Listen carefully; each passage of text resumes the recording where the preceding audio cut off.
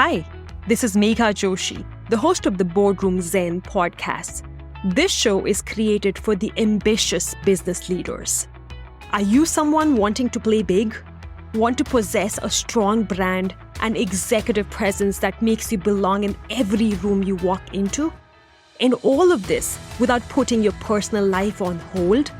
If the answer to those questions is yes, then you are in the right place. In this show, I sit down with best-in-class leaders to distill their wisdom while sharing what helped me stand out as a Fortune 100 executive. So let's get started. I am so thrilled to finally have this special guest on my show after trying to schedule them for a while. She's a telecom executive with over 3 decades of program and product launch experience. Her magic touch lies in her unwavering focus on customer experience while balancing people, process, and technology. In her current role as a Group Vice President of Field Operations at Spectrum, she plays a major role in defining the operating playbook for over 30,000 field employees. She's also an executive board member for Monday's Adricine, a nonprofit organization devoted to the cause of cancer. On a very personal note, this guest has played an integral role in shaping my career at Spectrum.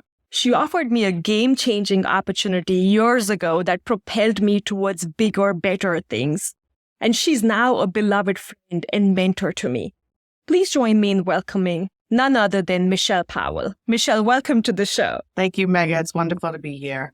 It's such an honor, Michelle. And I'd love to go through the different dimensions of your life and unpack them in this interview because I know you have so much wisdom to offer. So I'd love to start with perhaps your early years and any reflections you have or life experiences that you may want to share today that have shaped you as a person and as a business leader. Absolutely. So the person I am today, the leader I am today, like an interesting dynamic. When I think of my journey over the last 30 years, the one thing I have learned is how your personal life and experiences ultimately drive your professional growth and success. I could sum my journey up as the epitome of work-life balance. And people use that term all the time. But as I was preparing for today, I really zoned in on that. I didn't know about work-life balance back then, but I certainly value it today. Personally, I had to grow up extremely fast. I am the youngest of 6 children. While I was in high school, my mother fell ill with breast cancer and passed away during my senior year. Being so young and going through such a tragic loss leaves you at a crossroad. It could have been so easy to go down a path where I didn't really look at education or my career aspirations or what have you. And I could have rested my laurels on the fact that I went through such a horrible experience. But thankfully, I grew up in an environment that was built on the importance of family and traditional values. Not to mention, I was surrounded by very strong women in my family. When I said I was one of 6, I'm 5 girls. I'm one of 5 girls and a boy, and the youngest. And Michelle, I have to say, you're not just surrounded by strong women. You are an incredibly strong woman. And I've known you for years, so don't discount yourself. You are a powerhouse. Oh, thank you. But I believe it's the experiences you go through and the people you surround yourself with that help shape you. And I do believe it's innate in you, absolutely. But at the same time, I do reflect on that. Like I said, 4 sisters surrounding me, plus 4 very strong aunts who all of them, at one time or another, attempted to fill the void that was left when my mother had passed. When I talk about the strong women around me, there was no other stronger woman than my mother. So for that void to be filled was very important. So needless to say, failure was not an option for me.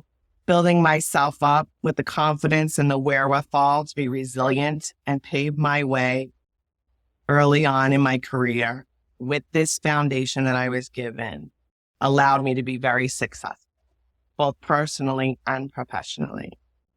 In my opinion, it makes a very strong case for nurture when you go to talk about the nature versus nurture debate. But we could share that for another podcast, perhaps down the line. Deal. So that's pretty much what shaped me. It's really the experiences I went through early on, and then with the people surrounding me, and then my own drive to be successful. Yeah, and incredibly powerful, painful to begin with experiences, but you truly shaped it into your own superpower, Michelle. And I have known you for quite some time, and I know you rose up the ranks in the corporate totem pole. You started as a call center agent to begin with. Did you ever see yourself coming this far? Now you are sitting in the boardrooms and in high power roles. Any reflections on that? Great question. I started out 19 years old answering phone calls at a local cable company on Long Island. Never thought it was going to be my ultimate career, but I think it was the people that I was surrounded by, plus where the industry was. We were a cable company where most cable companies provided TV services, and that's all. If you fast forward that now 30 years later, we have launched a triple play up option for customers where we took over as the lead player in the phone line business, internet connectivity, and then video just off the chart. And then venturing into a mobile and now starting to become a real serious player in that industry. So I think it was all about timing. Timing I got into this industry was very exciting because the evolution that we saw over the last 30 years just breeded opportunity. And if you were half your weight in salt, there was opportunity to be taken. And I always took those opportunities. I always tried to learn more. I always relied on my leaders and my peers to help me. There were some leaders that I've had that I decided I'm going to take a couple of those characteristics and put it into my own. And there were those other characteristics where I said, I'm purposefully not going to put these in my toolbox. When you sum that all up and then you see where I came today, the leaders, the peers, the people you work with, the team that you build, the family, the friend, the people you surround yourself with, and then your own personal drive. Yeah. Thank you for sharing all that, Michelle. And I'd love to ask you, is there anything in specific that most people do not know about you? I would say that some people do know, but officially, the one thing that most people don't know is that I myself am a 12-year stage 3 endometrial cancer survivor. When I was 38 years old, I was diagnosed. Being a mother of 12-year-old twins at the time, and literally in the middle of climbing the corporate ladder, that was a curveball that I did not look for. Again, common theme, as I reflected on today, common theme, work-life balance. Because I had this family, I was raising my children, I had this career, everything was balanced. And then I get thrown a curveball. And then you're at a crossroads again.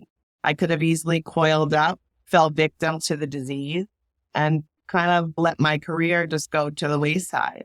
Thankfully, I had the support again of my very, very strong family, but this time I also had a very, very close work family to lean on as well.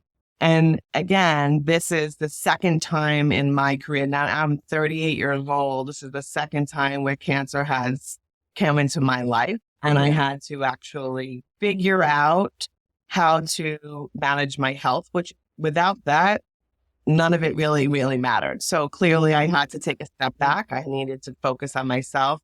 I needed to get healthy. I had to have the best doctors. I had to seek out the best therapies. And thankfully I did. And 12 years later, I'm here and I've been cancer-free ever since. And I'm very, very, very, very humbled about it. And I don't take it for granted for a second. Yeah. And that is such a humbling experience, Michelle, for anybody, let alone you, who has seen the trauma and the brunt of cancer in their family themselves. How has that experience changed your perspective on life, if at all? It has changed my perspective on, I try not to sweat the small stuff. I use the term a lot lately of life is not a dress rehearsal. You don't know what tomorrow is going to bring. And if you wake up in the morning and you get out of bed and you do something, try to do something for yourself in the morning, take care of you so that you could be the best version of yourself for others. And just be humble, be kind, be strong, and you'll be fine. And that is incredibly powerful and profound. And it all starts with us not taking the little moments in life and the gifts we have for granted and really cherishing them. And looks like that's exactly what you did ever since. So switching gears, you are a high-functioning executive. And as much as things go your way, I am sure there are times when they do not go your way. So my question is, what practices, if at all, do you turn to diffuse the pressure for yourself or for others? Great question. Again, I'll probably make it sound very easy, but here goes. I use the term stop, breathe, and think. Take a moment, step out of the chaos, evaluate the situation, and return with a plan. I find that making rash decisions due to pressure further exasperate the situation. So having the ability just to pause and really look at it in front of you. And I think I've learned that on the way through my personal experience. And I'm always going to draw to my personal experience because I do believe there's a very strong connection. But when I'm in the office, I'm in the boardroom, or I'm in a executive steering committee, or I'm driving my team to do something and something does not go my way, that topic in the industry I work on is not cancer, and it can be solved. We just have to make sure that we have the right process, system, solution, or I might not have the answer. I need to know where to go get the answer. I reach out to my network. I feel is one of my strongest attributes is my ability to build a network and build relationships across all lines, because at any time you'll need to lean on those resources. And then they have me to lean on as well. Number one, be humble and be confident. I say both in the same sentence for a reason. Once you evaluate that situation that might not have gone my way, either with data, which never lies, by the way, or input from others, you may find that what you initially perhaps thought was the right answer or solution wasn't. Be humble enough to own it. One mantra I always say to myself and my team is, we all walk around with erasers on. We can make a mistake, and that's okay. As long as you can erase it, not make it go away, learn from it, and replace it with something that actually does work, or is the right solution, or is the right response, whether it's in your professional or personal life. You're allowed to make mistakes. We're human beings. Nobody's perfect. But it's what you do with those learning is what sets you apart from everybody else. Yeah. On the contrary, if after an evaluation of something that I thought might not have gone my way, you can make a case for your position, and you may be able to show that what your initial response was or solution was the right. Own that too, and be very confident, because that happens all the time as well. I may have come out of the gate not demonstrating it the way it was intended to be received. I call it a platter. You put it on a platter, you serve it, doesn't work, you pull the platter back, you reorganize it a little bit, you push it back out, and it could be the absolute perfect answer. So again, be humble enough to realize that you're not going to always have the right answer, but own it when you know. And when you do know you have the right answer, be confident enough, but keep the little bit of that humbleness. Don't be arrogant about it, because there have been everybody around that table has been in that situation. Yeah, and I love it. You shared so much in the past few minutes. My favorite is the stop, breathe, and think. As simple as it is, we don't tend to practice that in our day-to-day, and it truly is a game changer. And as you said, in life, we put out the platter. If it doesn't work, we take it back and we rearrange. So it's really about the small shifts we make in our approach and in the solution to really get to perfection or a state that works well. And reflecting back on my corporate years at Spectrum, Michelle, there is one statement that you used to make that has stuck with me, and now I use it every now and then. I come back to it. And I remember you said that Megha, there are both campers and climbers. in this world, and you're going to have them on your team. So don't expect everybody to be climbing up the ladder. Maybe they're a camper and they're happy and content with where they are. And that really stuck with me because I am a very driven, hungry, passionate person that wants to move quickly. And so that statement, that very statement was such a grounding force for me. And I go back to it all the time. Anything you'd like to add or expand on that for the listeners today? Yeah, it really weaves into when I think about team building, right? Obviously, you want very strong career. I want to climb career-minded individuals who want to climb the ladder. But if you have the same makeup in your group, all the same people, equated to the 5-year-olds on the soccer field chasing the soccer ball, you kind of miss something. And there are people that they get to a point in their career and they're extraordinary at their craft and they're content and they're happy. And they may have a work-life balance that they really focus in on, that they want to maintain. And they could be at a manager level, a director level, whatever level they are. They're great at their craft and they're happy there. They're going to provide results for you. So don't look down upon the people who necessarily don't have the drive to want to be the next CEO of a company or the next EVP of a company. Everybody has a ceiling, and I respect all slack on that ladder. Yeah, that's really humbling to hear. Yes.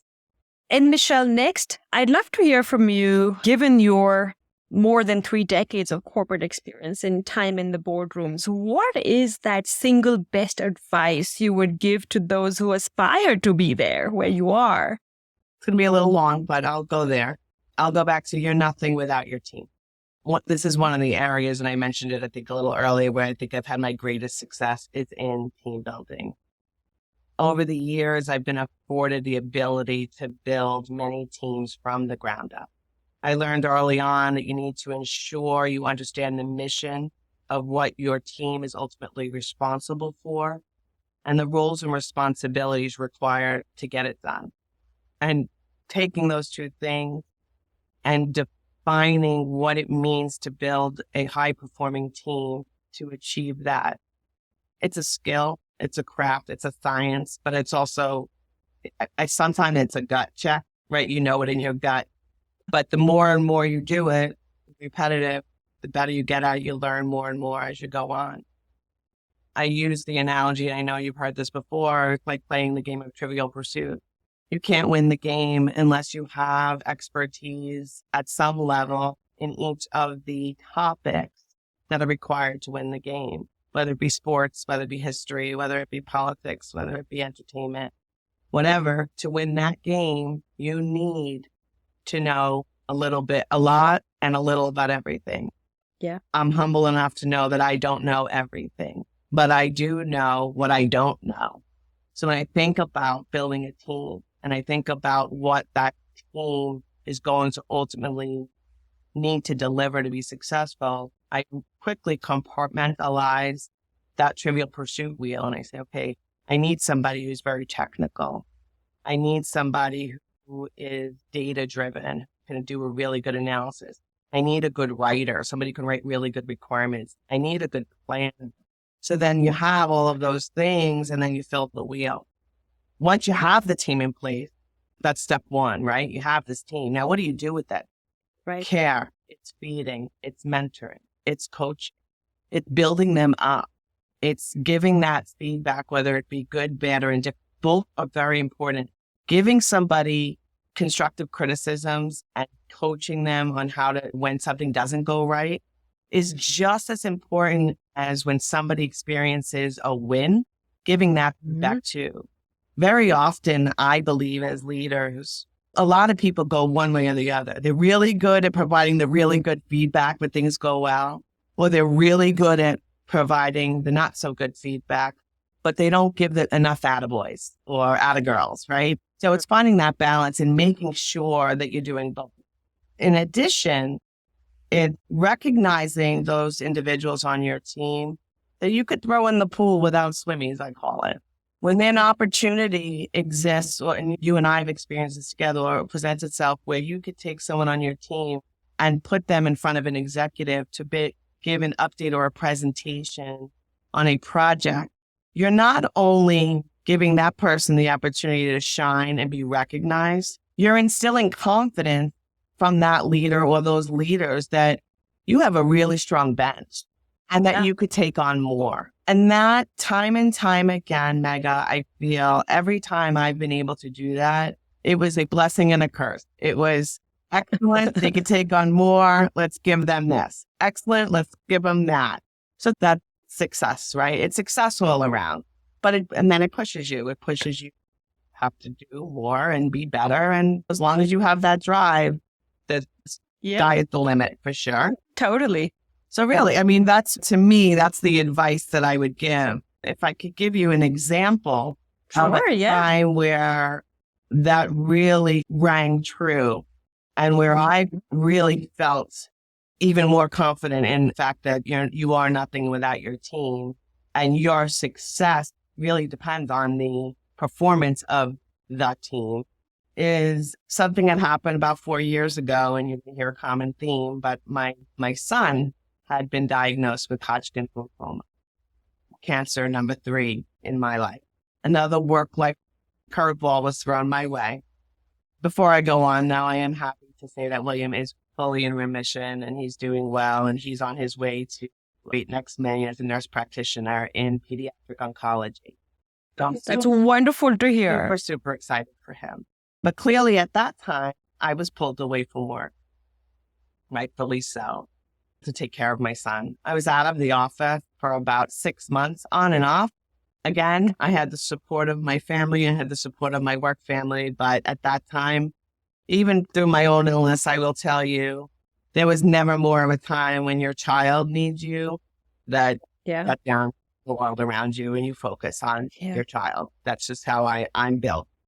So I was out of the office, like I said, around 6 months, probably through like October of that year, and then came back to work, slowly got myself integrated back in. That February, I sat down with my boss and I had my annual review. And he had rated me and exceed performance expectations. And I put the paper away and I said, "You're too kind. Please don't. I wasn't even here. I cannot accept that." And he said to me, "You don't get it. I'm not throwing you a bone. You were not here, but your team rose to the challenge. Your team performed, did not skip a beat. Yeah, there may have been a couple of things here and there, but at the end of the day, what your team did in your absence shows what a great leader you are. And it shows that you're not so arrogant to think that they can't be successful without you. You invested the time back to the coaching, developing, training, all of the giving the feedback, etc. That is why you got an exceeds performance review." And it stopped me in my tracks for a minute and I reflected on it, and probably subconsciously I was doing that all along, but I did not really recognize it, or recognize, I should say, the importance of it until that moment. So I thank him very much for that feedback, because I use that story now when I talk to people about, I'm coaching leaders at the director level or the vice president level. And I see them feeling like they need to own everything and they have a strong team. I'm like, you need to let go. You need to let your team members rise. You need to let people see that they could perform without you. And that doesn't mean that someone's going to get rid of you. That means somebody's going to invest in you, and somebody may tap you to go to another role because of that ability. So I really feel like when I reflect on the 30 years of my career so far, the team building and that coaching, that developing, that feedback is the fundamental foundation to the success and to my success. Yes. And thank you for sharing that story, Michelle. That truly is a very impactful story. And I have to say, in my time at Spectrum, you have truly taught me to let go of control. And as big a perfectionist I am, that did come across in how I wanted my projects and engagements to go. And the fact that I saw you and I looked at you as a mentor and I adjusted my style to truly give more power to my team. And that's when great things started to happen, because all the pressure was not on my back. It was shared by my team, and they were actually knocking down the walls and accomplishing way more than I expected them to. And my last question to you, Michelle, is there any particular social cause that's near and dear to your heart? Yes, there is. I think you mentioned it on the intro. Unfortunately, I could say, as you heard throughout my interview, cancer has woven into, every couple of years, it wove into my trajectory, my path. It's been a constant theme throughout my journey. Back when my mother was diagnosed cancer in 1980, at the time, my mother was very proud of her appearance, and she would always go to the local beauty salon every couple of weeks to get her hair done, to get her nails done. She always took care of herself. And while she was going through treatment, chemo treatment, she had gone to her beauty salon to get a haircut. And she was getting her hair washed in the sink, and her hair was falling. And at the time, back in the 80s, it was almost like she was treated like, I hate to say the word, but like almost like a leper. And it wasn't because they felt that way about her. They just didn't know what to do. They didn't have the tools, the skills, the knowledge of what that really meant. All they knew is that clumps of hair were coming out and they didn't know what to do. My mother was extremely upset, extremely embarrassed, got herself together, got out of there, and never returned to that salon ever again. Fast forward a few years later, two of my sisters had started their own salon in Islip, beauty salon. They were just attracted to the industry.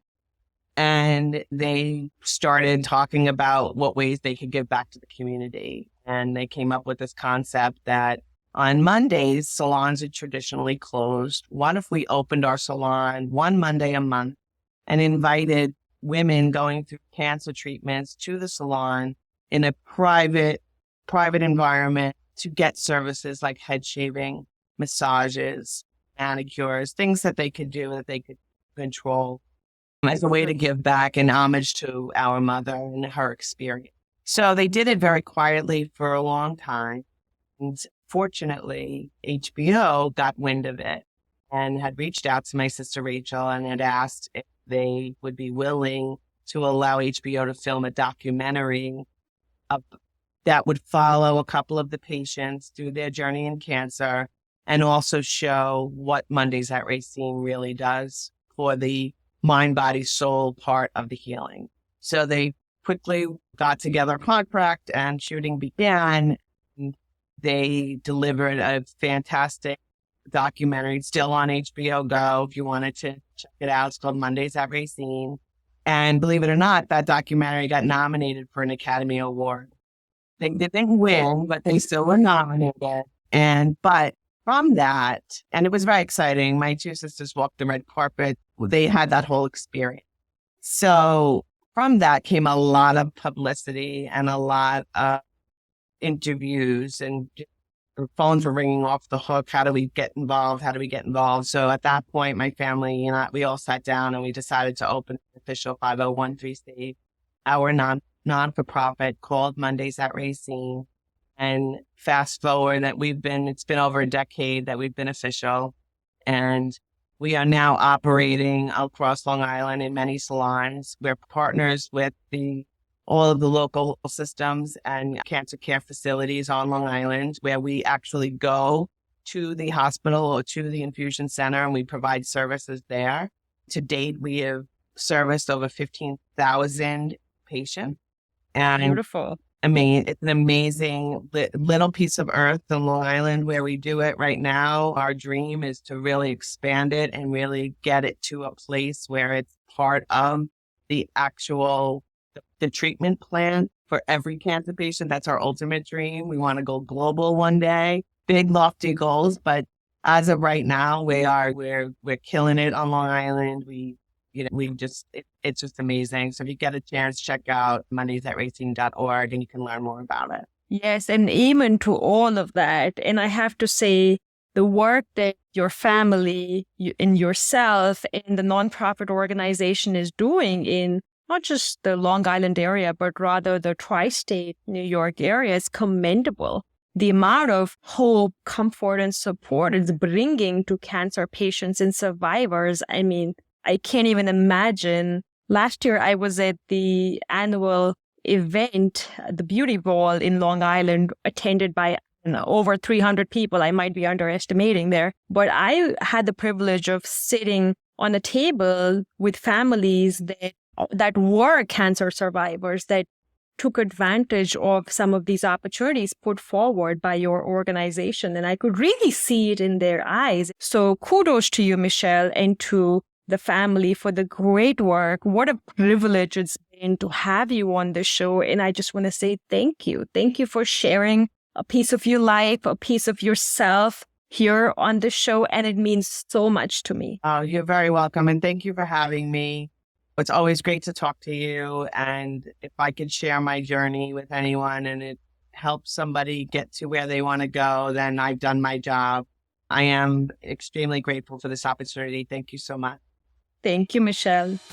There is no better time than now to stop playing small and tap into your zone of genius.